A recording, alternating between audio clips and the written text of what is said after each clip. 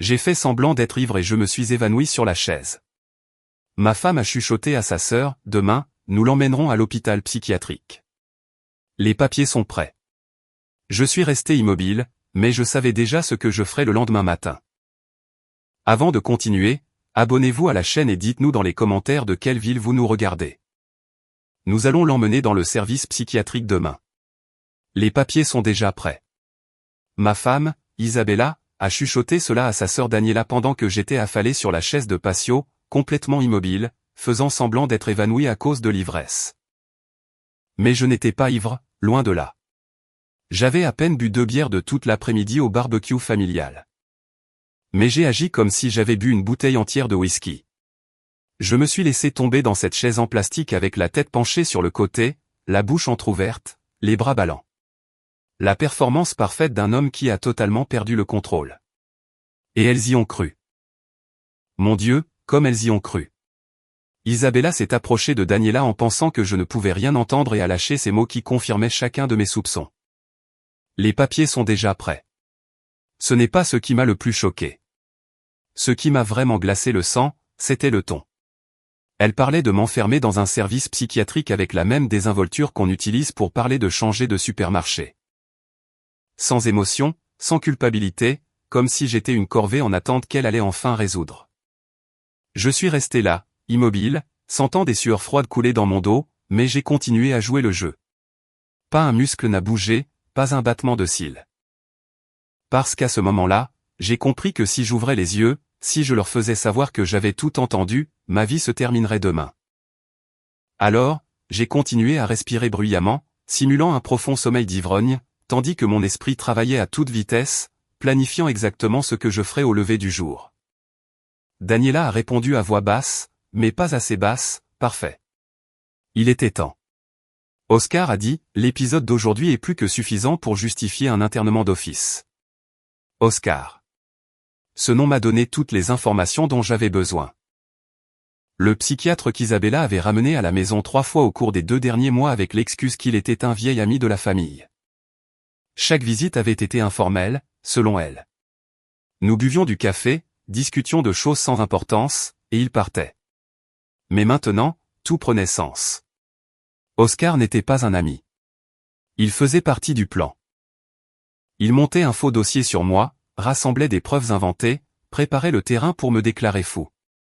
Et j'avais été assez stupide pour ne pas le voir plus tôt. Ou peut-être pas si stupide. Peut-être qu'une partie de moi le savait déjà, mais je ne voulais pas l'accepter. Je ne voulais pas croire que la femme avec qui j'avais partagé 15 ans de ma vie était capable d'une chose pareille. Isabella a continué à parler, et chaque mot était un coup de poignard. Une fois qu'il sera interné, Julien activera la procuration. Tout sera à mon nom. La maison, les comptes, les propriétés, tout. Miguel va être tellement médicamenté qu'il ne se souviendra même pas de son propre nom. Daniela a laissé échapper un petit rire nerveux. J'avais envie de vomir. Pas à cause de l'alcool que je n'avais pas bu, mais à cause de la trahison que j'entendais. Julien était notre avocat, l'homme qui s'était occupé de la vente de mon entreprise, celui qui connaissait chaque détail de mes finances. Et maintenant, il travaillait avec Isabella pour me voler tout ce que j'avais. Je suis resté allongé, sentant la rage monter dans ma gorge comme de la lave bouillante, mais je l'ai retenu. Car s'il y a bien une chose que j'ai apprise au cours de mes 20 années en tant que détective privé, c'est qu'une vengeance froide est toujours plus efficace qu'une rage ardente. Oui, mon nom est Miguel. J'ai 45 ans et je ne suis pas l'homme confus et vulnérable qu'Isabella pense que je suis. Pendant 2 décennies, je me suis consacré à démasquer des menteurs professionnels. J'ai traqué des fraudes d'entreprises de plusieurs millions de dollars. J'ai suivi la piste d'escrocs qui se croyaient plus intelligents que moi. J'ai appris à lire les micro-expressions faciales comme si c'était des gros titres de journaux. J'ai appris à détecter les incohérences dans des histoires parfaitement répétées.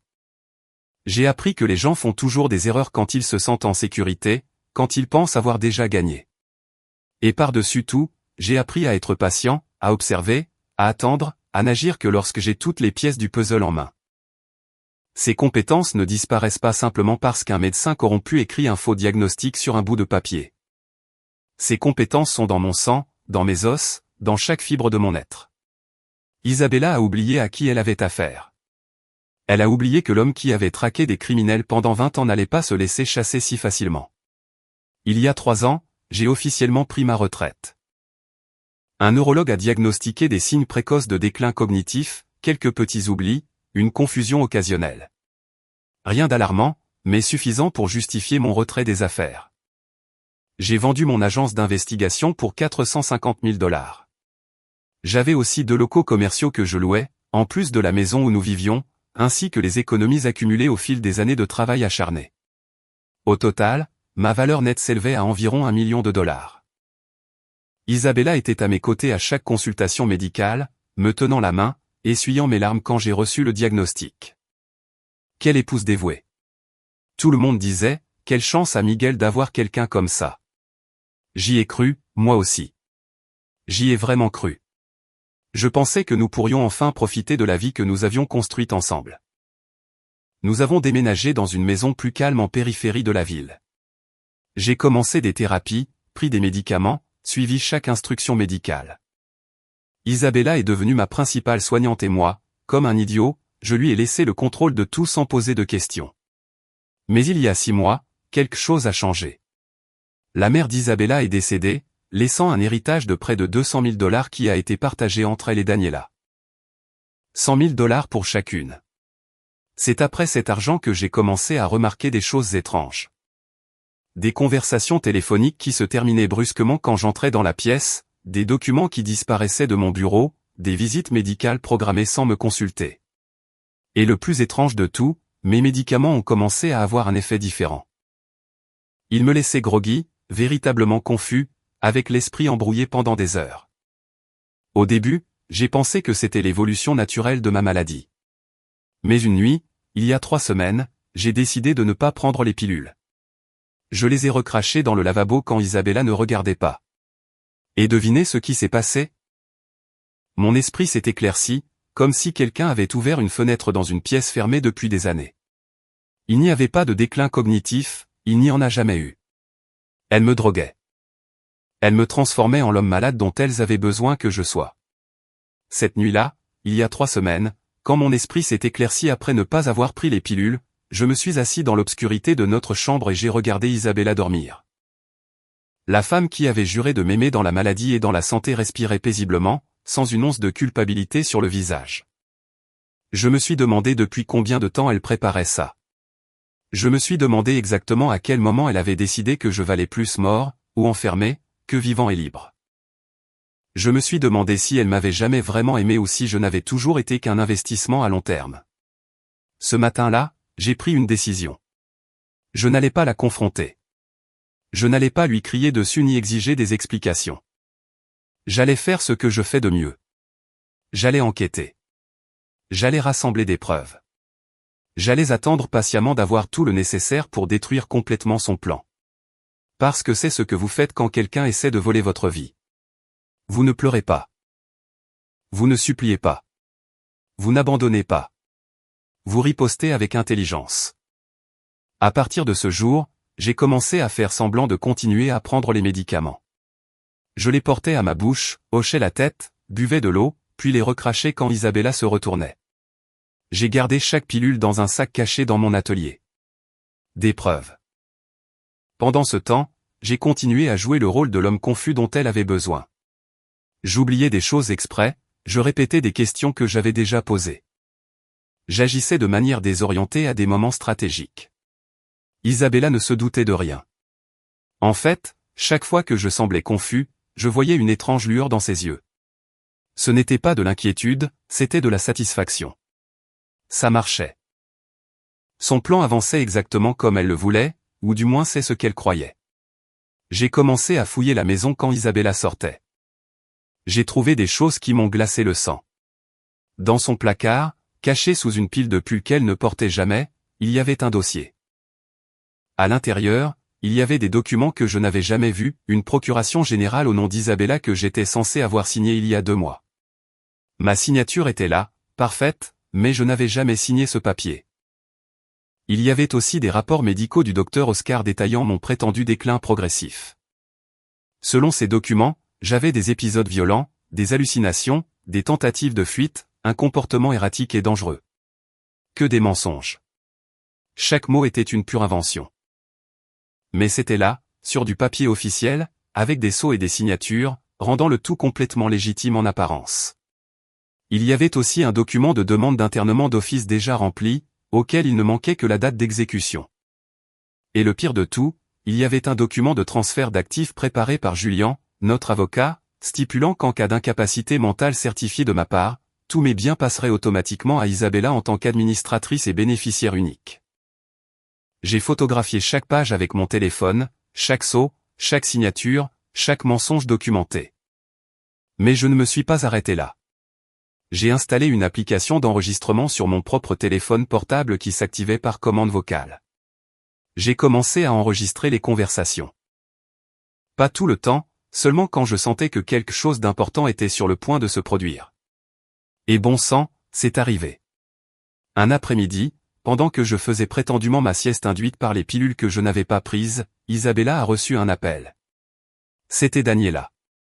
J'ai laissé mon téléphone enregistré sur la table du salon, caché sous un magazine, et je suis resté dans la chambre, la porte entr'ouverte. Je les ai entendus parler pendant près d'une heure. Daniela était nerveuse. Elle disait que c'était trop. Qu'il y avait peut-être un autre moyen, mais Isabella était claire et froide comme la glace. Miguel a plus d'1 million de dollars d'actifs, Daniela. 1 million. Nous avons reçu 100 000 chacune de maman, mais là, c'est différent. Ça change complètement nos vies. En plus, ce n'est plus le même homme. Il est malade de toute façon. Nous ne faisons qu'accélérer l'inévitable. Daniela a demandé ce qui m'arriverait à l'intérieur de l'hôpital psychiatrique. Isabella a répondu avec une indifférence qui m'a détruit. Oscar dit qu'avec les bons médicaments, il sera tellement sous sédatif qu'il ne saura même pas où il est. C'est mieux pour tout le monde. Chaque mot a été enregistré avec une parfaite clarté. Après cela, Isabella a commencé à agir plus vite. Elle a fait venir Oscar à la maison plus fréquemment.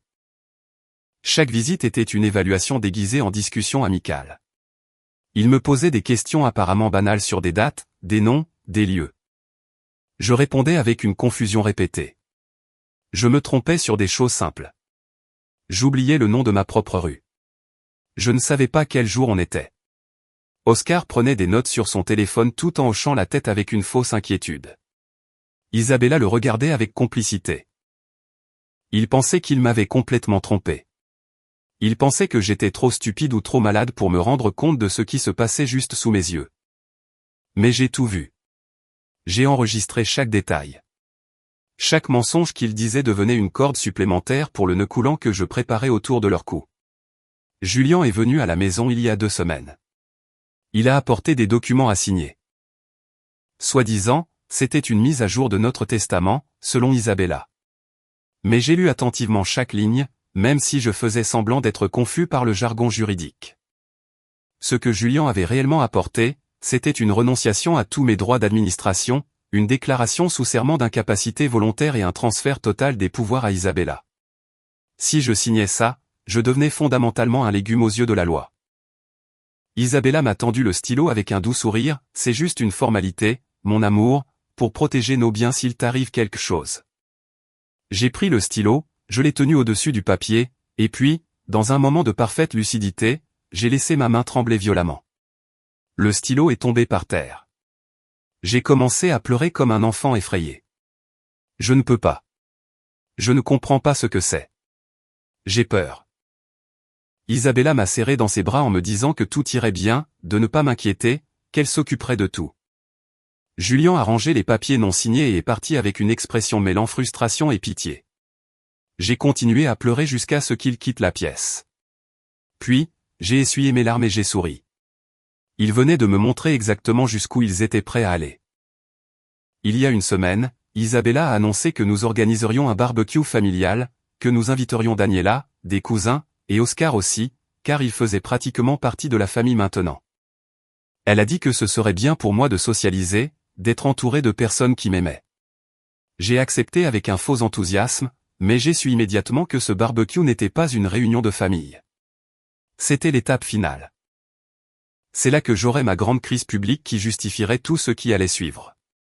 Et j'avais raison. Ce barbecue était la scène, Sauf que ça ne s'est pas passé comme il l'avait prévu. Le jour du barbecue est arrivé avec un soleil radieux qui semblait se moquer de l'obscurité qui se préparait. Isabella s'est levée tôt, enjouée, presque heureuse. Je l'ai regardée s'activer dans la cuisine, préparer des salades, faire mariner la viande, choisir la musique qui jouerait pendant la fête. Elle chantait. Je ne l'avais pas entendue chanter depuis des années. Et elle le faisait parce que c'était aujourd'hui le grand jour. C'était aujourd'hui que son plan allait enfin s'accomplir. C'était aujourd'hui que Miguel, le pauvre Miguel, malade et confus, allait avoir son épisode final devant des témoins. Demain, il serait interné, et après-demain, elle serait riche. Je l'observais depuis la table du petit déjeuner, buvant mon café, faisant semblant de lire le journal. Elle n'avait aucune idée que j'avais arrêté de prendre les médicaments depuis près d'un mois. Elle n'avait aucune idée que mon esprit était plus clair que jamais. Elle n'avait aucune idée que chacun de ses mouvements était observé, analysé, documenté par quelqu'un qui avait passé 20 ans à faire exactement cela. Daniela est arrivée tôt pour aider aux préparatifs. Les sœurs se sont enlacées à la porte avec une complicité qui m'a retourné l'estomac. Je l'ai saluée depuis ma chaise avec un sourire niais et des salutations trop effusives. Daniela, quel plaisir de te voir. Ça fait longtemps. Elle m'a rendu mon salut avec ce mélange de pitié et d'inconfort que les gens utilisent lorsqu'ils parlent à quelqu'un qu'ils considèrent comme mentalement diminué. Nous nous sommes vus il y a 3 jours, Miguel. Ah, c'est vrai, ai-je répondu en me frappant le front. J'avais complètement oublié. Je les ai vus échanger un regard. Ce regard qui disait tout. Il est pire. Il est prêt. Il est temps. J'ai baissé la tête comme si j'avais honte de mon propre oubli, mais à l'intérieur, je souriais. Chaque performance les convainquait davantage. Chaque fausse erreur était un autre clou dans le cercueil qu'elles étaient en train de se construire elles-mêmes. Les invités ont commencé à arriver vers midi. Des cousins d'Isabella que je connaissais à peine, quelques voisins, et bien sûr Oscar, le cher docteur Oscar, avec sa mallette noire et son sourire professionnel, m'a salué d'une poignée de main trop ferme, me regardant droit dans les yeux, comme s'il cherchait des signes de folie dans mes pupilles. Comment allez-vous aujourd'hui, Miguel? Passez-vous une bonne journée? Ce n'était pas une question, c'était une évaluation. Je lui ai répondu avec un enthousiasme exagéré. Très bien, docteur. Très bien. Je suis si content que vous soyez venu. Je ne vous ai pas vu depuis longtemps. Je vous ai vu la semaine dernière, Miguel. Ah, c'est vrai. Bien sûr. Quelle bêtise de ma part. Oscar a hoché la tête lentement, comme s'il confirmait quelque chose dans son esprit. Il a sorti son téléphone et a tapé quelque chose, une note, un autre mensonge pour son faux dossier. Désorientation temporelle sévère, perte de mémoire récente. Je l'ai vu faire ça et j'ai dû me mordre l'intérieur de la joue pour ne pas sourire. Le barbecue a continué avec une apparente normalité. La viande sur le grill, les conversations banales, la musique de fond. Je me suis assis dans un coin de la cour sur cette chaise en plastique où, plus tard, je simulerai ma crise. J'ai bu une bière lentement, très lentement. Isabella m'a apporté la deuxième et m'a dit de me détendre, de profiter.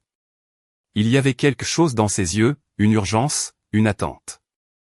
Elle voulait que je boive plus. Elle avait besoin que je boive plus, parce qu'un homme ivre est un homme vulnérable. Un homme ivre peut avoir un épisode violent, dire des choses dénuées de sens, justifier un internement d'urgence. J'ai pris la deuxième bière et j'ai fait semblant de boire de grandes gorgées, mais en réalité, je laissais le liquide à peine toucher mes lèvres. Quand personne ne regardait, j'ai versé le contenu dans les plantes derrière ma chaise. Isabella m'observait depuis le grill. Chaque fois que nos regards se croisaient, elle souriait. Ce sourire que j'aimais autrefois et qui me donnait maintenant la nausée. Oscar s'est approché de moi après un moment. Il s'est assis sur la chaise d'à côté avec une bière à la main. Il a commencé à parler de choses sans importance, de la météo, du sport, puis a commencé, l'air de rien, à poser des questions. Miguel, on m'a dit que vous aviez du mal à dormir ces derniers temps. J'ai hoché la tête de manière exagérée. Oui, docteur. Je ne dors pas du tout. Je fais des cauchemars horribles. Quel genre de cauchemars? Je ne sais pas. Des choses bizarres. Des gens qui me poursuivent. Des ombres sur les murs. Il a continué à taper sur son téléphone. J'ai continué à lui donner exactement ce qu'il avait besoin d'entendre. Hallucinations nocturnes, paranoïa, anxiété sévère. Chaque symptôme que j'inventais devenait une ligne de plus dans son diagnostic frauduleux. Après plusieurs minutes, Oscar s'est levé et est allé directement vers Isabella. Je les ai vus parler discrètement près du grill. Il lui a montré son téléphone. Elle a hoché la tête avec un faux sérieux. Je savais exactement de quoi ils discutaient. Le moment opportun, le plan, l'exécution finale. L'après-midi a passé et j'ai commencé ma performance la plus importante. J'ai commencé à parler plus fort que d'habitude, à rire de choses qui n'étaient pas drôles, à répéter des histoires que j'avais déjà racontées. Je me suis levé de ma chaise et j'ai failli trébucher. Isabella a couru vers moi. « Miguel, chéri, je crois que tu as trop bu. » Je l'ai repoussé avec un mouvement brusque mais non agressif. « Je vais bien. Je vais parfaitement bien. » Ma voix est sortie légèrement pâteuse. Je n'étais pas ivre, mais j'en avais tout l'air. Les invités ont commencé à me regarder avec gêne. Certains ont détourné le regard, d'autres ont chuchoté entre eux. Parfait. C'était exactement ce dont j'avais besoin. Des témoins, des gens qui diraient plus tard, oui, Miguel allait mal. Il a eu une crise. Il avait besoin d'aide. Je suis retourné à ma chaise en traînant des pieds.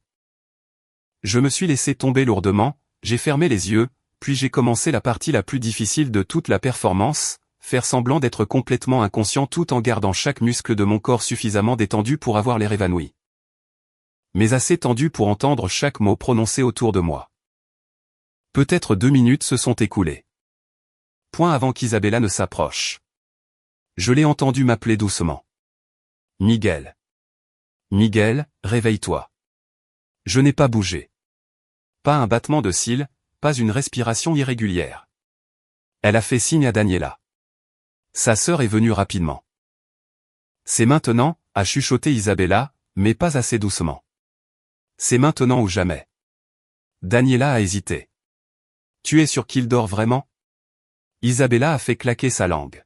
« Regarde-le. Il est complètement parti. De plus, j'ai mis une double dose dans sa deuxième bière. » Cette confession m'a transpercé comme une balle. Non seulement elle me droguait avec les pilules, mais elle mettait aussi quelque chose dans ma nourriture, dans mes boissons, depuis des mois, peut-être des années. La rage que j'ai ressentie à cet instant était presque impossible à contenir, mais je l'ai fait, car c'était l'information dont j'avais besoin. C'était la preuve qui détruirait tout leur château de mensonges. Isabella s'est rapprochée de Daniela. Toutes deux étaient à moins d'1 mètre de moi maintenant. Nous allons l'emmener dans le service psychiatrique demain. Les papiers sont déjà prêts. Daniela a pris une grande inspiration. Et s'il se réveille et résiste? Isabella a laissé échapper un rire froid. Il ne résistera pas, Oscar a tout préparé.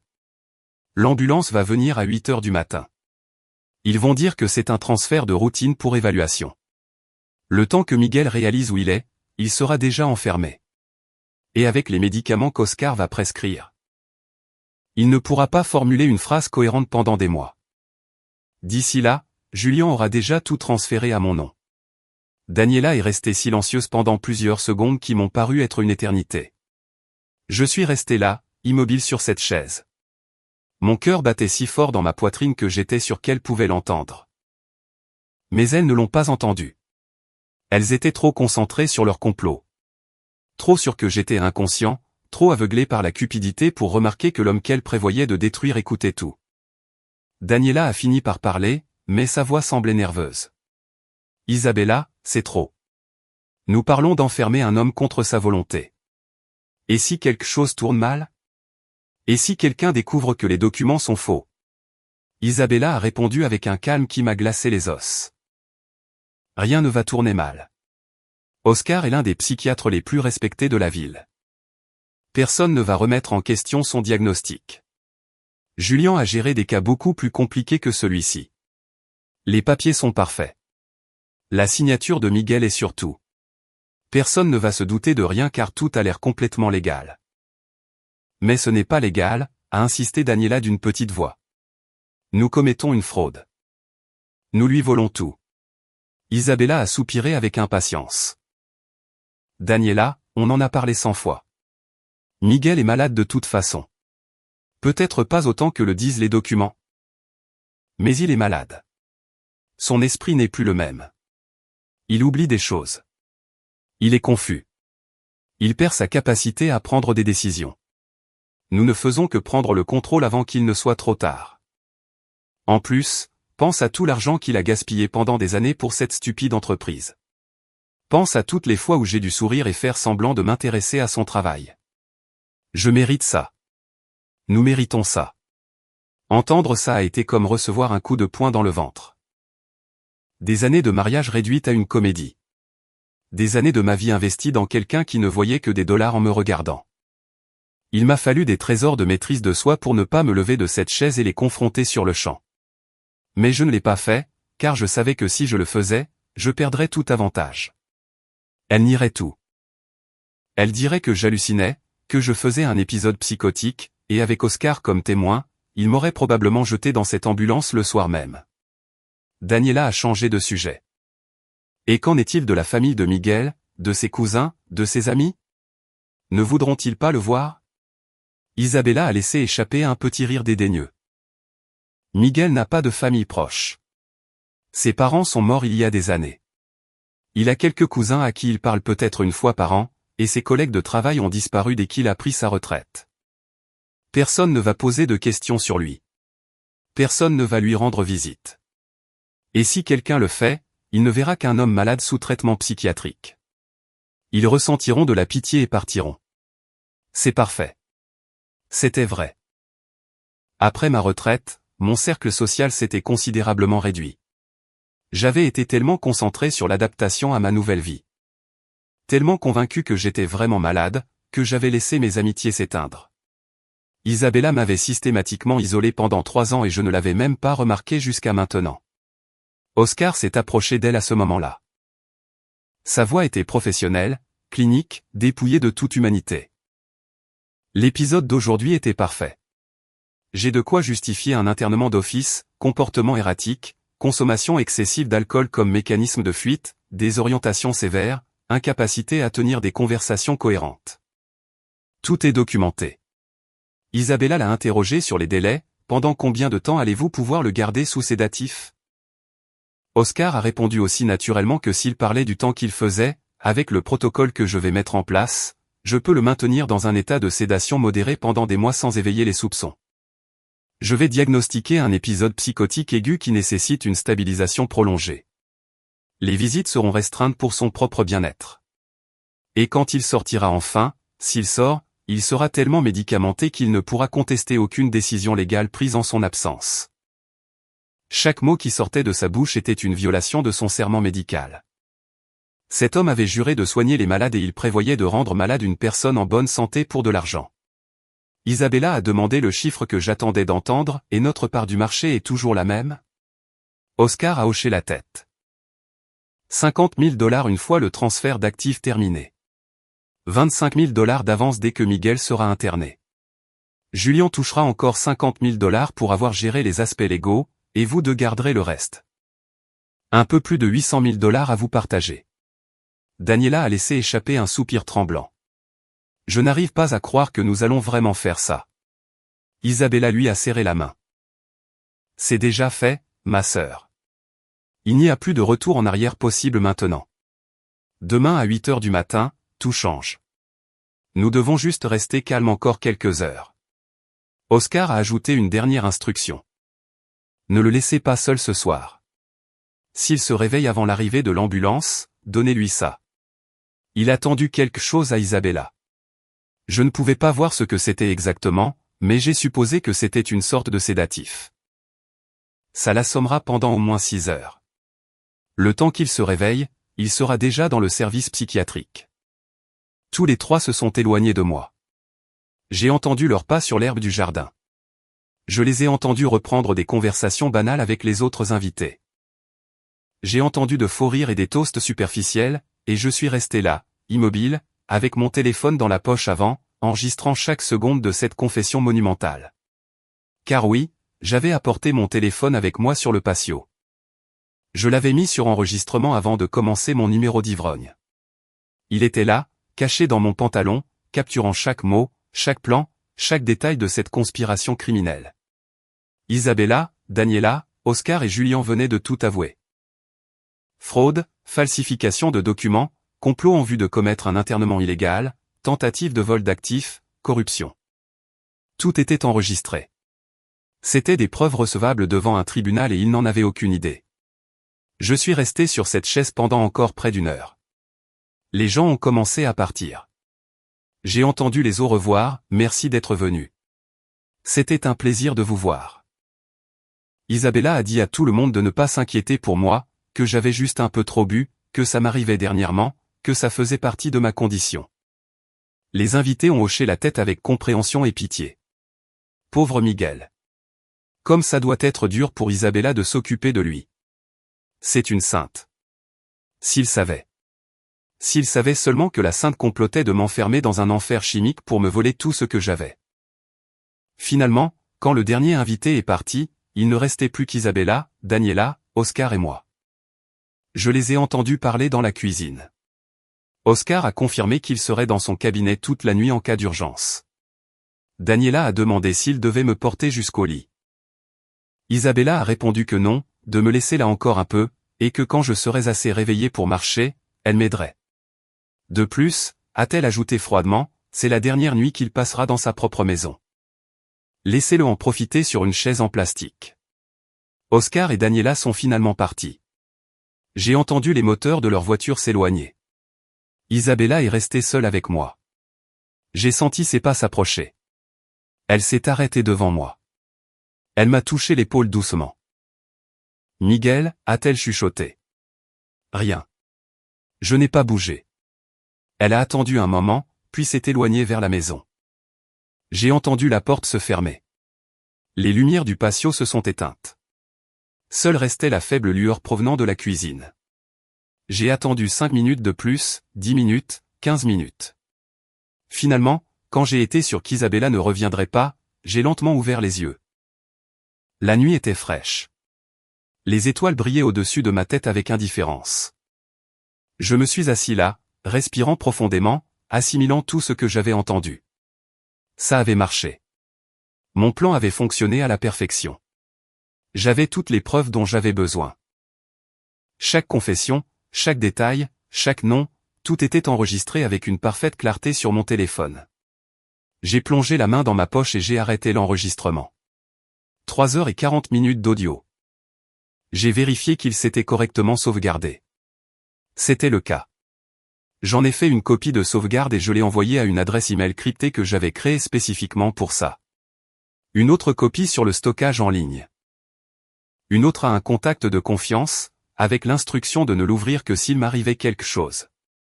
Parce que je ne prenais aucun risque. Pas après être allé si loin. Je me suis levé de la chaise lentement. Mes muscles étaient raides après être resté immobile si longtemps. J'ai marché vers mon atelier au fond du jardin. Isabella n'avait pas remarqué que j'y passais beaucoup de temps. Elle pensait que je perdais juste mon temps avec des outils que je ne savais plus utiliser. Mais dans cet atelier, je préparais tout depuis des semaines. Les documents originaux cachés.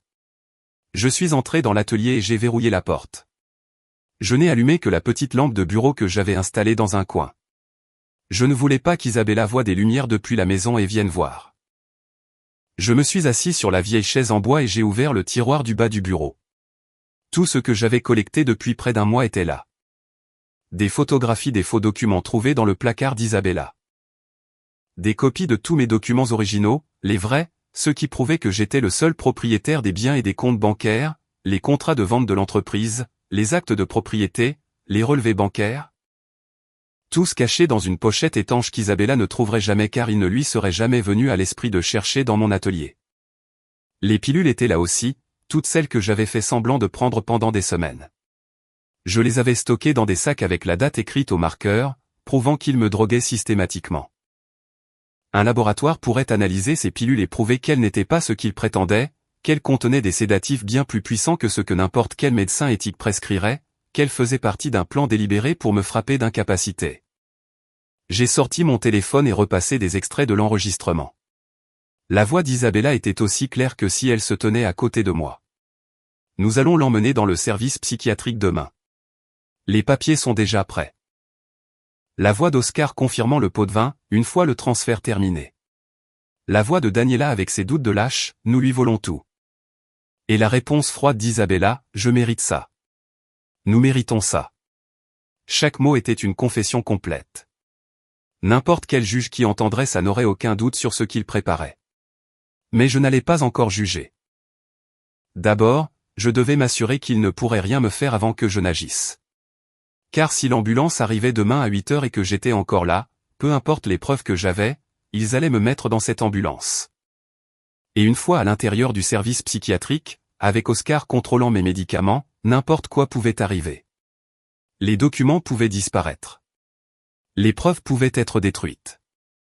Je pouvais avoir un accident. Je ne prenais pas ce risque. J'ai sorti le téléphone jetable que j'avais acheté 2 semaines plus tôt. Je l'avais gardé éteint et inutilisé, attendant ce moment précis. Je l'ai allumé et j'ai composé un numéro que j'avais mémorisé. Il était presque minuit, mais je savais qu'il répondrait.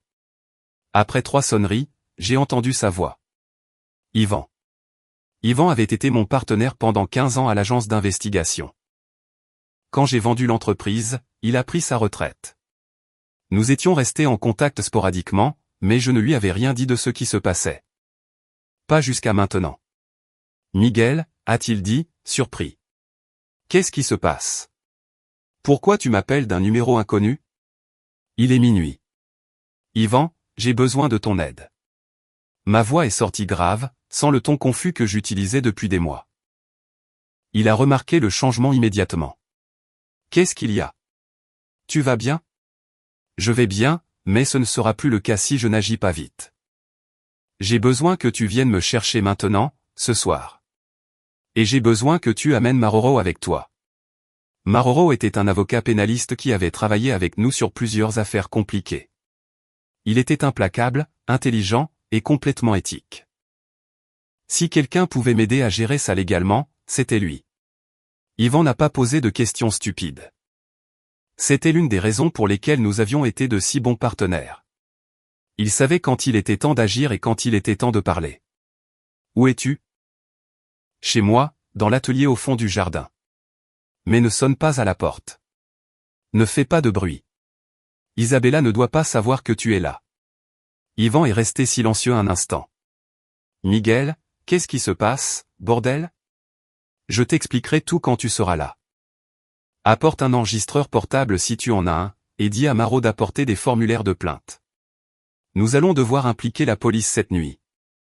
Une autre pause. C'est grave. Très grave. On part dans 20 minutes. J'ai raccroché le téléphone et je l'ai éteint de nouveau. J'ai tout mis dans un sac à dos. Les documents, les pilules, mon téléphone avec les enregistrements, tout ce dont je pourrais avoir besoin comme preuve. Puis, je me suis assis dans l'obscurité en attendant. Mon esprit était clair. Chaque pensée était précise. C'est ce que j'avais fait pendant 20 ans, monter des dossiers, rassembler des preuves, attendre le moment parfait pour agir. Sauf que cette fois, j'étais la victime. Cette fois, la trahison venait de quelqu'un qui était censé m'aimer. J'ai repensé à toutes ces années avec Isabella. Les premières années avaient été bonnes, ou du moins je le pensais. Nous nous étions rencontrés lors d'une conférence professionnelle. Elle travaillait dans le marketing pour une entreprise pharmaceutique. Elle était intelligente, belle, ambitieuse. Nous nous étions mariés après 2 ans de relation. C'était 15 ans de mariage qui ressemblaient maintenant à un mensonge élaboré. Je me demande quand exactement ça a changé. Quand j'ai cessé d'être son mari pour devenir sa cible. Peut-être que je l'avais toujours été. Peut-être que dès le début, elle m'avait vu comme un investissement à long terme, un homme avec de l'argent, avec des propriétés, sans famille proche, la cible parfaite. Cette pensée m'a écœuré, mais elle m'a aussi donné de la lucidité. Il n'y avait pas de place pour la sentimentalité, pas de place pour les secondes chances. Ce qu'Isabella prévoyait de me faire était impardonnable. Elle allait m'enfermer, me droguer jusqu'à ce que je devienne un légume, et tout me voler. Pas par besoin, par pure cupidité. Et j'allais m'assurer qu'elle paie pour chaque seconde de cette trahison. J'ai entendu de légers coups à la porte de l'atelier. 3 coups, pause, 2 coups. C'était le signal qu'Yvan et moi avions utilisé pendant des années lors de nos missions de surveillance. J'ai ouvert la porte rapidement.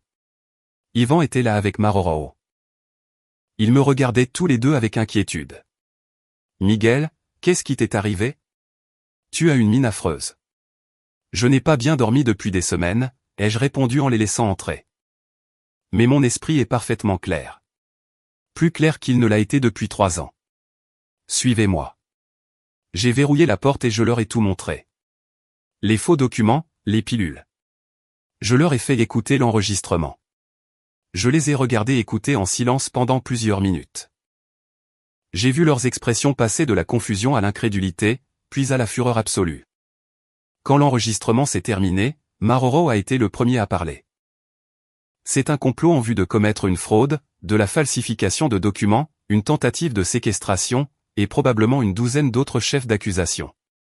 Avec ces preuves, ils vont tous aller en prison. Isabella, sa sœur, le psychiatre, l'avocat, tout le monde.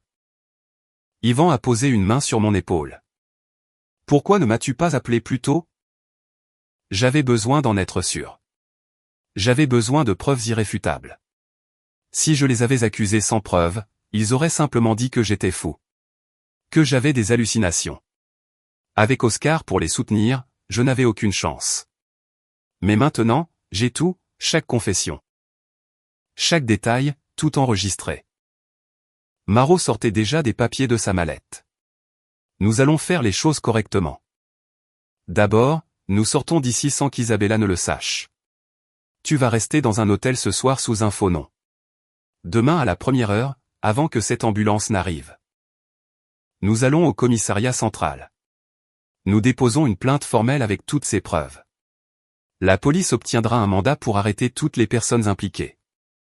Ensuite, nous allons voir un juge pour obtenir des ordonnances de protection et le gel des avoirs. Isabella ne pourra pas toucher un seul centime de ton argent.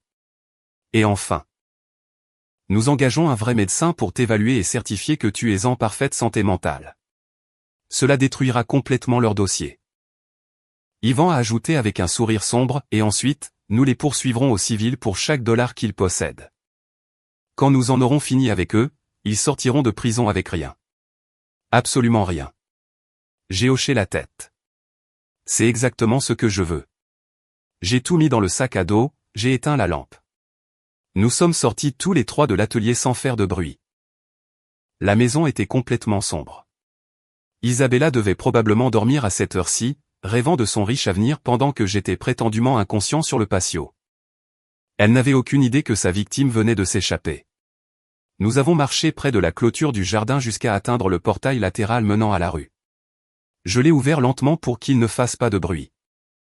La voiture d'Yvan était garée un demi-pâté de maison plus loin, tous feux éteints. Nous y sommes arrivés sans problème. Je suis monté à l'arrière. Yvan a démarré le moteur en douceur et nous nous sommes éloignés de cette maison, de cette prison déguisée en foyer. J'ai regardé par la lunette arrière. Les fenêtres de ma maison rapetissaient à chaque mètre que nous parcourions. J'ai pensé à Isabella qui dormait paisiblement. J'ai pensé à ce qu'elle ressentirait demain quand l'ambulance arriverait et que je ne serais pas là, quand elle réaliserait que son plan parfait s'était effondré. J'ai souri dans l'obscurité de la voiture. Demain allait être une journée très intéressante. Yvan a conduit pendant 20 minutes jusqu'à ce que nous arrivions à un hôtel discret du centre-ville. Ce n'était pas luxueux, mais c'était sûr et ils acceptaient l'argent liquide sans poser trop de questions. Maro est entré le premier et a payé une chambre à son nom. Je suis resté dans la voiture avec Yvan, baissé sur la banquette arrière, au cas où. Quand Maro est revenu avec la clé, nous avons monté les escaliers, en évitant l'ascenseur et les caméras du hall. La chambre était petite et simple, un lit, un bureau, une salle de bain. Parfait pour ce dont j'avais besoin. J'ai verrouillé la porte et j'ai laissé tomber le sac à dos sur le lit. Yvan et Maroro se sont assis sur les 2 seules chaises disponibles.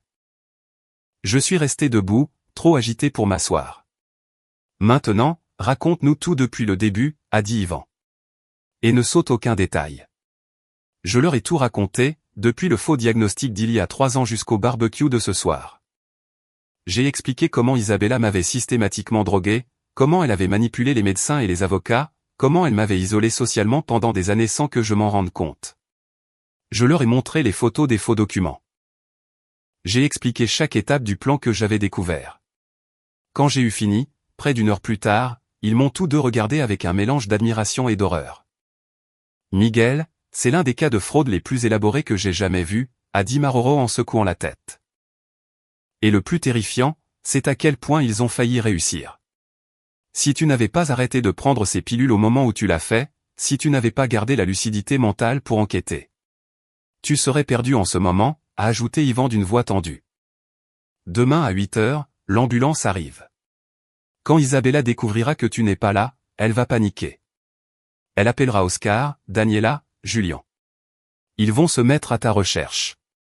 Nous devons faire vite. Maro tapait déjà des notes sur son ordinateur portable.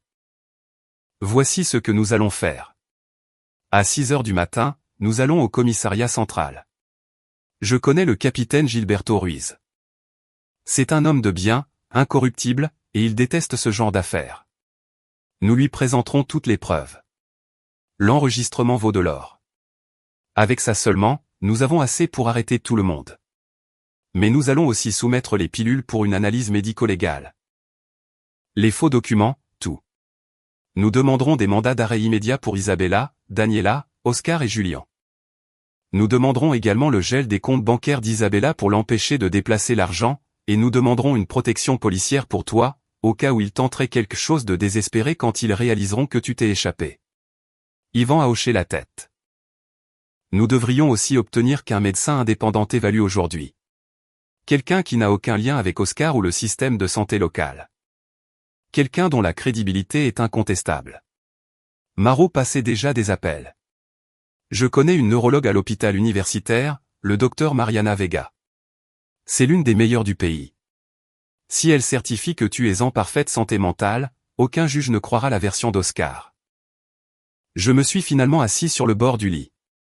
L'adrénaline qui m'avait gardé en alerte toute la nuit commençait à s'estomper, et l'épuisement s'installait, mais je ne pouvais pas encore dormir. Pas encore. Yvan a remarqué. Tu as besoin de te reposer. Même si ce n'est que pour quelques heures. Nous allons rester éveillés pour tout organiser. À 5h30, nous te réveillerons et nous irons au commissariat. J'ai hoché la tête. Il avait raison. Si je devais affronter tout ce qui m'attendait demain, j'avais besoin d'au moins un peu d'énergie. Je me suis allongé sur le lit sans même enlever mes chaussures. J'ai fermé les yeux et j'ai essayé d'éteindre mon esprit, mais les images continuaient d'affluer. Isabella chuchotant à Daniela. Oscar parlant de me garder sous sédatif pendant des mois. Julien préparant des documents pour me voler. Tous riant, buvant, célébrant dans ma propre maison tout en prévoyant de détruire ma vie. La rage est remontée, mais cette fois, je l'ai laissé couler. Je l'ai utilisé comme carburant, car demain, j'aurai besoin que toute cette rage se transforme en froide détermination. Je me suis réveillé quand Yvan m'a secoué l'épaule. Il est 5h30. Il est temps. Je me suis levé, sentant chaque muscle de mon corps protester. Je me suis lavé le visage dans la salle de bain, j'ai regardé dans le miroir. L'homme qui me dévisageait avait des cernes profonds et des rides que je ne me souvenais pas d'avoir eues auparavant. Mais ses yeux étaient clairs, alertes, vivants. Ce n'étaient pas les yeux d'un fou. C'étaient les yeux de quelqu'un qui avait survécu à une tentative de meurtre au ralenti. Parce que c'est ce qu'Isabella avait fait, me tuer à petit feu, voler non seulement mon argent, mais aussi mon identité, mon autonomie, ma santé mentale. Mais elle avait échoué, et maintenant, elle allait payer. Nous avons quitté l'hôtel alors que le ciel commençait à peine à s'éclaircir. Les rues étaient vides, à l'exception de quelques travailleurs matinaux et camions de livraison. Maroro a conduit cette fois. Yvan était assis sur le siège passager, passant en revue toutes les preuves une dernière fois pour s'assurer que rien ne manquait. J'étais à l'arrière avec le sac à dos sur les genoux, sentant le poids de tout ce qu'il contenait. Pas seulement des documents et des pilules, il contenait aussi la justice, la vengeance, la liberté. Nous sommes arrivés au commissariat central à 6h10. C'était un vieux bâtiment en briques rouges avec des barreaux aux fenêtres et un panneau usé indiquant police nationale. Maroro nous a fait attendre dans la voiture pendant qu'il entrait en premier. Il est revenu 5 minutes plus tard avec un homme de grande taille, la cinquantaine, portant un uniforme de capitaine. Gilberto Ruiz avait l'air de quelqu'un qui en avait trop vu mais qui croyait toujours qu'il fallait faire ce qui est juste. Maro m'a présenté. Capitaine, voici Miguel, l'homme dont je vous ai parlé. Gilberto a tendu la main et je l'ai serrée. Sa poignée était ferme. Maroro m'a expliqué les grandes lignes, mais j'ai besoin de l'entendre de votre bouche. Et j'ai besoin de voir toutes les preuves que vous avez. Nous sommes entrés dans le commissariat. Ils m'ont emmené dans une petite salle d'interrogatoire avec une table en métal et 4 chaises. Il y avait une caméra dans un coin au plafond. Gilberto m'a fait signe de m'asseoir. Nous allons enregistrer ceci officiellement. Cela fera partie de votre déclaration formelle. J'ai hoché la tête. J'étais prêt. J'ai passé l'heure et demie suivante à tout raconter à Gilberto. Il ne m'a pas interrompu une seule fois, prenant juste quelques notes et hochant la tête. Quand j'ai terminé mon récit, j'ai posé mon téléphone sur la table. Voici l'enregistrement de la nuit dernière. 3h40. Tout y est. Des aveux complets de toutes les personnes impliquées. Gilberto a connecté le téléphone à un haut-parleur et a commencé à lire l'enregistrement. Nous avons écouté des extraits clés. La voix d'Isabella disant qu'il m'emmènerait dans le service psychiatrique. La voix d'Oscar confirmant qu'il me garderait sous sédatif. La conversation sur l'argent, sur les pots de vin, sur le partage du butin. Quand l'enregistrement s'est terminé, Gilberto s'est adossé à sa chaise et a poussé un long soupir. C'est suffisant pour arrêter tout le monde aujourd'hui. Association de malfaiteurs, fraude, falsification, tentative de séquestration. Votre femme et ses complices font face à des accusations fédérales. Il a sorti sa radio et a commencé à donner des ordres. J'ai besoin de 4 équipes prêtes pour des mandats d'arrêt. Préparez les documents pour Isabella Romero, Daniela Romero, le docteur Oscar Mendoza et l'avocat Julian Cortez. Je veux que toutes leurs adresses connues soient surveillées. Personne ne bouge tant que nous n'avons pas le mandat signé par un juge.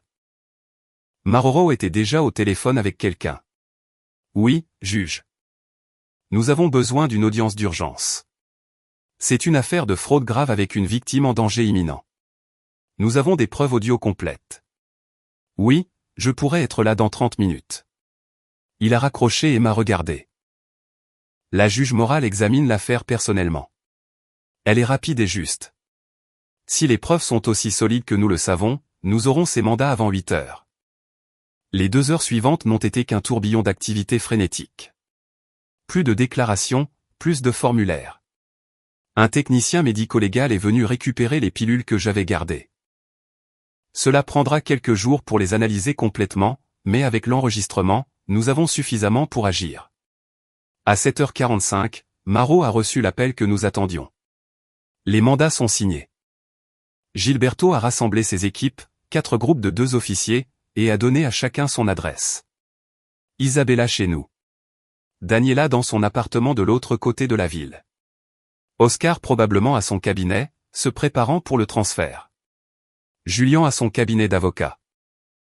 Tous seraient arrêtés simultanément à 8 heures pile, exactement l'heure à laquelle l'ambulance était censée venir me chercher. Gilberto m'a regardé alors que ses équipes se préparaient à partir. Je veux aller chez moi quand nous arrêterons Isabella. Je veux voir son visage, ai-je répondu sans hésitation. Je veux qu'elle sache que j'ai gagné. Il a hoché la tête.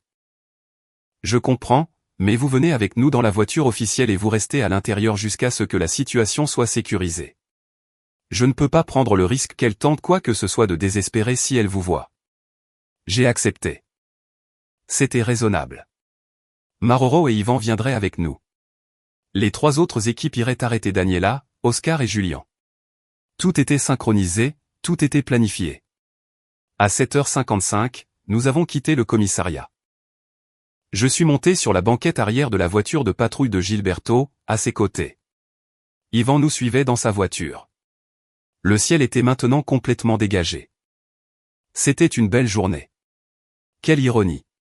Le jour où ma femme avait prévu de détruire ma vie de manière permanente était l'un de ces jours parfaits, avec un soleil radieux et un ciel sans nuages. Nous sommes arrivés chez moi à 8h moins 2 minutes. Gilberto a garé la voiture un demi-pâté de maison plus loin pour ne pas alerter Isabella. De là, je pouvais voir ma maison parfaitement. Les fenêtres, la porte d'entrée, le jardin où j'avais fait semblant d'être inconscient la nuit précédente. Tout paraissait normal, paisible. Personne n'aurait pu deviner qu'à l'intérieur de cette maison vivait une femme qui avait comploté pour enfermer son mari dans un hôpital psychiatrique. À 8 heures précises, une ambulance blanche a tourné au coin de la rue et s'est garée devant chez moi. 2 ambulanciers sont sortis. L'un d'eux a sonné à la porte. Nous avons attendu. 30 secondes ont passé. 1 minute. La porte s'est ouverte, et Isabella est apparue. Elle portait un peignoir vert. Ses cheveux étaient tirés en arrière en une queue de cheval. Elle avait l'air inquiète. Elle a commencé à parler aux ambulanciers, faisant des gestes vers l'intérieur de la maison, leur disant probablement que j'étais à l'intérieur, que je faisais une crise, qu'ils devaient m'emmener d'urgence. Les ambulanciers sont entrés dans la maison en la suivant. Gilberto a parlé dans sa radio. Toutes les équipes, au rapport. L'équipe 2 a répondu en premier. Daniela Romero localisée à son appartement. Prêt pour l'arrestation. L'équipe 3, Dr Oscar Mendoza localisé à son cabinet. Prêt pour l'arrestation. L'équipe 4, Julian Cortez localisé à son cabinet. Prêt pour l'arrestation. Gilberto a donné l'ordre. Procédez aux arrestations maintenant. Ensuite, il est sorti de la voiture et s'est dirigé vers ma maison. L'autre officier avec nous l'a suivi. Maroro a posé une main sur mon épaule. Attends ici. Ce sera rapide. J'ai hoché la tête, mais je ne pouvais pas quitter ma porte d'entrée des yeux. Je voulais voir chaque seconde de tout ça. Gilberto a sonné à la porte. Il a attendu. L'un des ambulanciers a ouvert la porte avec une expression confuse. Gilberto a montré son insigne. Police, j'ai besoin de parler à Isabella Romero. Les ambulanciers se sont écartés. Gilberto est entré avec son partenaire. 2 minutes ont passé, qui m'ont semblé durer 2 heures. Puis, j'ai entendu un cri. C'était Isabella. Sa voix a transpercé les murs de la maison et est parvenue jusqu'à moi. Qu'est-ce que ça veut dire? Où est Miguel? Que se passe-t-il? Je ne pouvais pas rester dans la voiture une seconde de plus. J'ai ouvert la porte et je suis sorti. Maroro m'a appelé, mais je marchais déjà vers la maison. J'avais besoin de la voir. J'avais besoin qu'elle me voie. J'ai franchi la porte d'entrée, qui était toujours ouverte. Les ambulanciers étaient dans le salon avec des expressions de confusion totale. Gilberto se tenait au milieu du salon avec Isabella devant lui. Elle était pâle. Ses mains tremblaient. Et puis, elle m'a vu.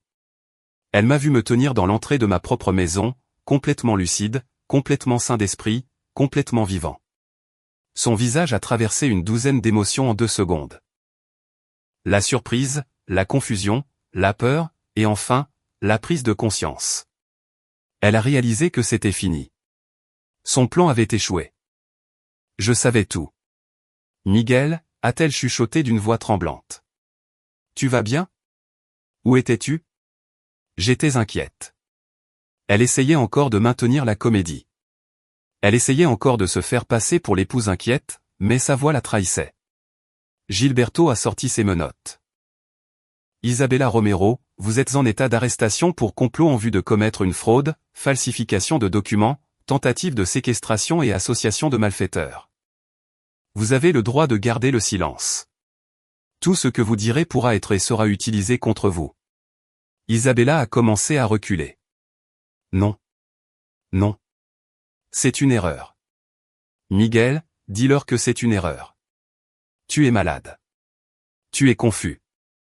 J'essayais juste de t'aider. J'ai marché vers elle lentement. Ma voix est sortie froide comme de l'acier. Tu es en état d'arrestation, Isabella. Tout comme Daniela. Tout comme Oscar, tout comme Julian. Tout le monde est en train d'être arrêté en ce moment même.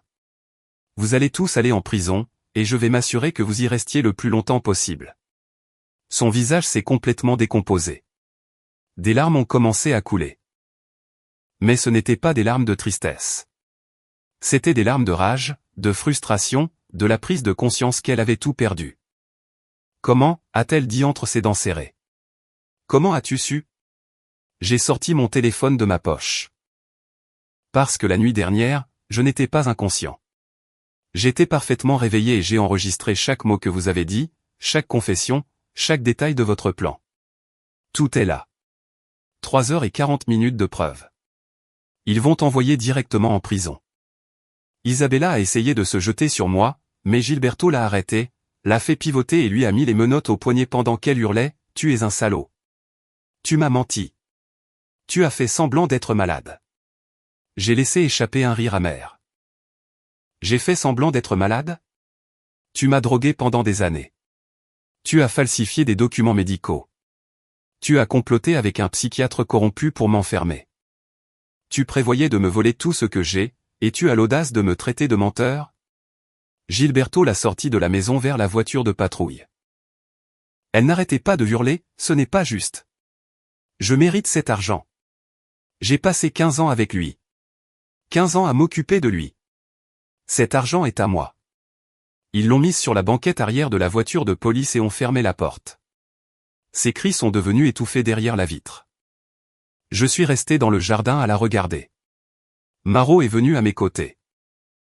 Les 3 autres ont également été arrêtés sans incident. Daniela s'est évanouie en voyant les policiers. Oscar a essayé de négocier l'immunité avant même d'être formellement inculpé, et Julian a demandé un avocat avant de dire un seul mot. Tout le monde est en route pour le commissariat. Yvan est apparu de l'autre côté. L'ambulance est partie. Les ambulanciers n'avaient aucune idée de ce qui se passait. Ils pensaient venir chercher un patient psychiatrique légitime. Maintenant, ils savent qu'ils ont fait partie d'une tentative d'enlèvement. Ils devront aussi faire des déclarations. Nous sommes retournés à l'intérieur de la maison. Ma maison, qui ne me semblait plus être ma maison. Chaque pièce était entachée de souvenirs de trahison. La chambre où Isabella dormait paisiblement en planifiant ma destruction. La cuisine où elle préparait la nourriture mélangée à des drogues. Le salon où elle recevait Oscar pendant qu'il montait un faux dossier sur moi. Je ne pouvais pas rester ici. Non. Après tout ça. Gilberto m'a expliqué ce qui venait ensuite. Vous devrez venir au commissariat pour signer d'autres papiers. Nous aurons aussi besoin d'une équipe médico-légale pour fouiller la maison. Ils chercheront d'autres preuves, des médicaments, des documents. Tout ce qui peut renforcer le dossier. Et nous avons besoin que vous parliez avec le procureur en charge. Cette affaire va être très médiatisée pour les 4 personnes arrêtées pour association de malfaiteurs. Ça va passer aux infos. J'ai hoché la tête. Que ça passe aux infos. Que tout le monde sache ce qu'ils ont essayé de me faire. J'ai passé l'heure suivante à regarder les techniciens de la police scientifique fouiller ma maison, tout photographier, rassembler des preuves. Ils ont trouvé d'autres choses que je n'avais pas découvertes, un flacon de pilules caché dans un placard de la cuisine sans étiquette. Isabella les écrasait et les mélangeait à ma nourriture. Ils ont aussi trouvé un carnet dans sa table de nuit, une sorte de journal où elle documentait mon prétendu déclin, mais les dates ne correspondaient à rien de réel. C'était une pure fiction inventée de toutes pièces, conçue pour construire un récit d'incapacité mentale. Tout cela serait utilisé comme preuve. Quand les techniciens ont terminé, Gilberto m'a ramené au commissariat. Maroro et Yvan nous ont suivis. Au commissariat, j'ai rencontré le procureur, un homme nommé Oscar. Ironiquement, Oscar Mandé n'avait aucun lien de parenté avec le psychiatre. Il a expliqué qu'avec les preuves que nous avions, c'était l'un des dossiers les plus solides qu'il ait jamais vus.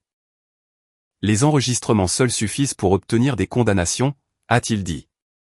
Mais avec tout le reste, les faux documents, les drogues, les témoignages des ambulanciers qui ont été trompés. C'est une affaire classée. Vont-ils plaider coupable ou se faire détruire au procès? Il m'a demandé si je voulais demander des ordonnances restrictives contre les 4. Absolument. Je ne veux plus jamais qu'aucun d'eux s'approche de moi. Oscar Mandé a préparé les documents. Il m'a également expliqué la procédure civile, outre l'affaire pénale, vous pouvez les poursuivre pour dommages et intérêts, détresse émotionnelle, frais médicaux, atteinte à votre réputation. Vous pouvez récupérer beaucoup d'argent. Maroro l'a interrompu. Nous allons les poursuivre pour tout. Quand nous aurons terminé, ils n'auront même plus de quoi payer un avocat de la défense décent. Nous allons saisir chaque propriété, chaque compte bancaire, chaque actif qu'ils possèdent. Ils sortiront de prison avec rien. Exactement comme ils avaient prévu de vous laisser. Cela me semblait parfait. Au milieu de l'après-midi, nous avons eu des nouvelles. Daniela avait déjà commencé à parler. Elle coopérait pleinement, espérant probablement une réduction de peine. Elle a tout avoué. Elle a confirmé qu'Isabella planifiait cela depuis avant la mort de leur mère, que l'héritage n'avait fait qu'accélérer les plans, qu'Oscar avait été contacté il y a presque un an avec la proposition, que Julien préparait de faux documents depuis des mois. Tout était prémédité, calculé froidement. Oscar a essayé de négocier, mais il n'avait rien à offrir. Les enregistrements l'incriminaient complètement. Sa licence médicale a été suspendue immédiatement dans l'attente d'une enquête. Son cabinet a été fermé. De vrais patients ont commencé à porter plainte, se demandant si leur propre diagnostic avait été légitime. Sa carrière était complètement détruite. Julien a engagé l'un des meilleurs avocats de la défense de la ville. Mais même lui a admis que l'affaire était impossible à gagner. Il a conseillé à Julien de négocier un plaidoyer de culpabilité en échange d'une réduction de peine. Mais Julien, avec sa fierté d'avocat, a refusé. Il voulait aller en procès. Il voulait essayer de se battre. Cela n'allait rendre sa chute que plus publique et plus humiliante. Isabella ne parlait à personne. Elle a refusé de faire des déclarations, a refusé de coopérer. Elle est restée assise dans sa cellule dans un silence absolu. Son avocat commis d'office m'a dit qu'elle semblait en état de choc, comme si elle n'arrivait pas à croire que son plan parfait s'était effondré si complètement. Une semaine après les arrestations, Maroro m'a appelé à son bureau. Il avait des nouvelles importantes. Miguel, j'ai une proposition. Les avocats d'Isabella, d'Oscar et de Julien m'ont approché séparément. Ils veulent tous un accord. Je me suis redressé sur mon siège. Quel genre d'accord? Marot a sorti quelques documents. Ils veulent plaider coupable de toutes les charges en échange de l'abandon des poursuites civiles. En gros, ils acceptent d'aller en prison, mais veulent garder leurs biens protégés. J'ai laissé échapper un rire incrédule. Absolument pas. Je veux tout. Je veux qu'ils aillent en prison, et je veux chaque centime qu'ils possèdent. Marot a souri. J'espérais que tu dirais ça. Je leur ai déjà dit qu'aucun accord n'était possible. Cette affaire va au pénal, et ensuite, on attaque sans merci au civil. Ils vont perdre sur les deux fronts. Le procès a commencé 3 mois plus tard. La salle d'audience était bondée. Des journalistes curieux, quelques vieilles connaissances qui avaient lu des articles sur l'affaire dans les journaux. Je me suis assis au premier rang à côté de Marot et Yvan. De l'autre côté se trouvaient Isabella, Daniela, Oscar et Julien, chacun avec ses avocats respectifs. Isabella portait un tailleur gris conservateur. Elle avait perdu du poids. Elle avait des cernes très marquées. Mais quand nos regards se sont croisés, je n'ai pas vu de regret dans ses yeux. J'ai vu du ressentiment, de la haine, la rage de quelqu'un qui s'est fait prendre, pas la culpabilité de quelqu'un qui a fait quelque chose de mal. Le procureur Oscar Mandé a présenté l'affaire avec une précision chirurgicale. Il a commencé par les enregistrements. Toute la salle d'audience a écouté en silence alors que les voix d'Isabella, Daniela et du docteur Oscar remplissaient la pièce. Nous allons l'emmener dans le service psychiatrique demain. Les papiers sont déjà prêts. 50 000 $ une fois le transfert terminé. Avec les médicaments que je vais prescrire, il ne pourra pas formuler une phrase cohérente pendant des mois. Chaque mot était une condamnation. J'ai vu les membres du jury prendre des notes. J'en ai vu certains secouer la tête avec incrédulité. Ensuite sont venus les faux documents. Le procureur les a projetés sur un grand écran pour que tout le monde puisse les voir, des rapports médicaux inventés, des diagnostics frauduleux, de fausses procurations. Puis, il a présenté les pilules. L'analyse toxicologique a montré qu'elles contenaient des doses de sédatifs bien supérieures à ce que n'importe quel médecin éthique prescrirait. Assez pour maintenir quelqu'un dans un état de confusion permanente, mais pas assez pour provoquer une overdose évidente. Le docteur Mariana Vega a témoigné en tant qu'experte. Elle a expliqué avec une clarté professionnelle que je n'avais aucune maladie neurologique, que les rapports du docteur Oscar Mendoza étaient médicalement impossibles, que tout était une invention. La défense a essayé de la discréditer, mais elle a détruit chaque argument avec des faits et 30 ans d'expérience en neurologie. Daniela a témoigné ensuite. Elle avait conclu un accord de plaider coupable avec l'accusation. Elle témoignait contre tout le monde en échange d'une réduction de peine de 8 ans au lieu de 20. Elle a pleuré tout au long de son témoignage. Elle a raconté comment Isabella l'avait convaincue, comment au début elle avait refusé, mais avait fini par accepter pour l'argent. Daniela ne m'a pas regardé une seule fois pendant sa déclaration. Lâche jusqu'à la fin. Puis ce fut mon tour. Le procureur m'a appelé à la barre. J'ai juré de dire la vérité et j'ai ensuite raconté mon histoire depuis le début. Depuis le faux diagnostic il y a 3 ans jusqu'à la nuit du barbecue. J'ai parlé pendant 2 heures. Le silence dans la salle était absolu. Quand j'ai décrit comment j'ai fait semblant d'être inconscient tout en écoutant ma propre femme planifier ma destruction, j'ai vu des larmes dans les yeux de certains jurés. L'avocat d'Isabella a essayé de m'attaquer lors du contre-interrogatoire.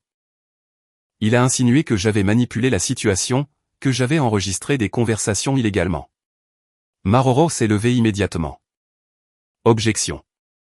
L'enregistrement a été réalisé par Monsieur Miguel sur sa propre propriété pendant une conversation où un crime était planifié contre lui.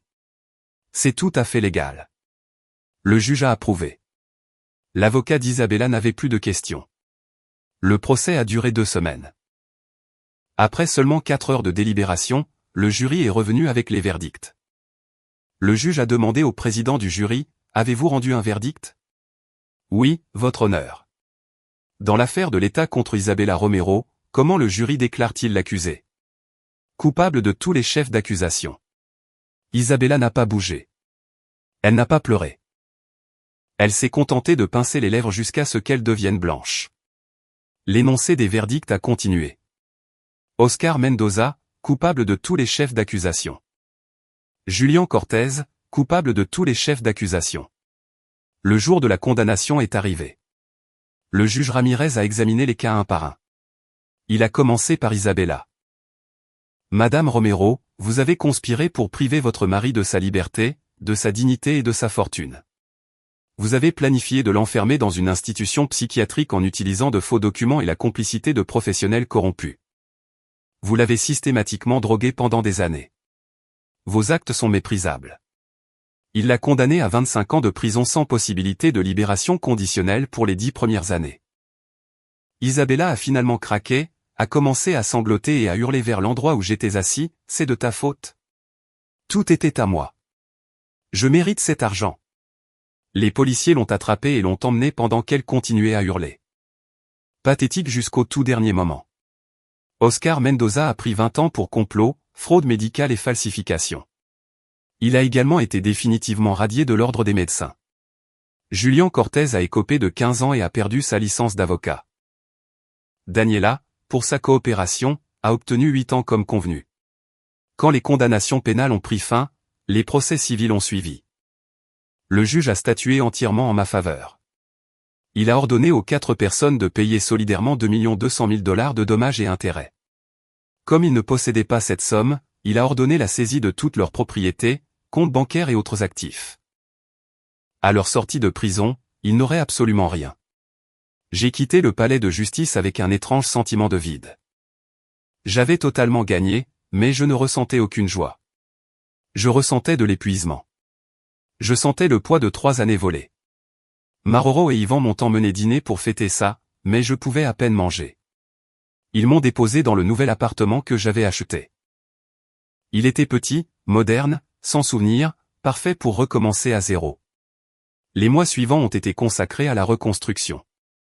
J'ai vendu la maison où je vivais avec Isabella. J'ai repris le contrôle total de tous mes comptes. Les saisies contre les 4 coupables ont commencé à être exécutées. Tout l'argent m'est revenu, non pas parce que j'en avais besoin, mais parce que c'était la justice. J'ai repris contact avec de vieux amis. Yvan m'a proposé de rouvrir l'agence d'investigation ensemble. J'y ai sérieusement réfléchi. Après tout ce que j'avais traversé, j'avais une compréhension plus profonde du mal que les gens peuvent se faire les uns aux autres. Je pouvais utiliser cette expérience pour aider d'autres personnes. J'ai décidé que oui. Nous avons rouvert l'agence 6 mois après le procès. Cette fois, nous nous sommes spécialisés dans les affaires de fraude familiale. Des cas où des personnes vulnérables sont exploitées par ceux qui sont censés les aimer, parce que maintenant, je comprenais cette horreur mieux que quiconque. 1 an après l'arrestation, j'ai reçu une lettre. Elle venait d'Isabella, écrite depuis la prison. Elle disait qu'elle était désolée, qu'elle éprouvait des remords, qu'elle espérait qu'un jour je pourrais lui pardonner, qu'elle m'aimait toujours. J'ai lu la lettre 2 fois, puis je l'ai déchirée en petits morceaux et l'ai jetée à la poubelle. Il n'y avait pas de pardon possible pour ce qu'elle avait fait. Il n'y avait pas de rédemption possible. L'amour ne complote pas pour détruire. L'amour ne drogue pas. L'amour n'enferme pas. Ce qu'Isabella ressentait pour moi n'a jamais été de l'amour. C'était de la possession. C'était de la cupidité. C'était de l'égoïsme déguisé en affection. J'ai tourné la page, j'ai rencontré de nouvelles personnes, j'ai noué des amitiés fondées sur une véritable honnêteté. J'ai gardé mes distances émotionnelles pendant un temps, mais j'ai fini par réapprendre à faire confiance. Pas complètement, pas comme avant, mais assez pour vivre. Aujourd'hui, 5 ans après cette nuit de barbecue où j'ai fait semblant d'être ivre, je suis assis dans mon bureau, examinant un nouveau dossier. Une femme de 60 ans dont la fille essaie de la déclarer inapte pour garder sa maison. L'histoire me semble familière, trop familière. Mais maintenant, je sais exactement comment l'aider. Je sais comment rassembler des preuves. Je sais comment démasquer les mensonges. Je sais comment me battre. Isabella est toujours en prison. Il lui reste encore 19 ans. Oscar purge sa peine dans un autre établissement. Julien est dans un 3e. Daniela sort dans 2 ans. Je m'en fiche. Leur vie ne m'affecte plus. Ils ont choisi leur voie. J'ai choisi la mienne et ma voie était simple. Rester éveillé quand ils voulaient que je dorme.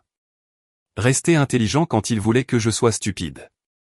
Rester fort quand ils voulaient que je sois faible. Cette nuit-là au barbecue, quand Isabella a chuchoté qu'il m'emmènerait à l'hôpital psychiatrique, elle ne savait pas qu'elle parlait au mauvais homme. Ils ont passé 6 mois à me traiter comme si j'étais fou. Il n'a fallu qu'une seule nuit à faire semblant d'être ivre pour qu'ils avouent tout eux-mêmes. En fin de compte, la question qui reste est simple, qui est le fou maintenant? Ce n'est certainement pas moi.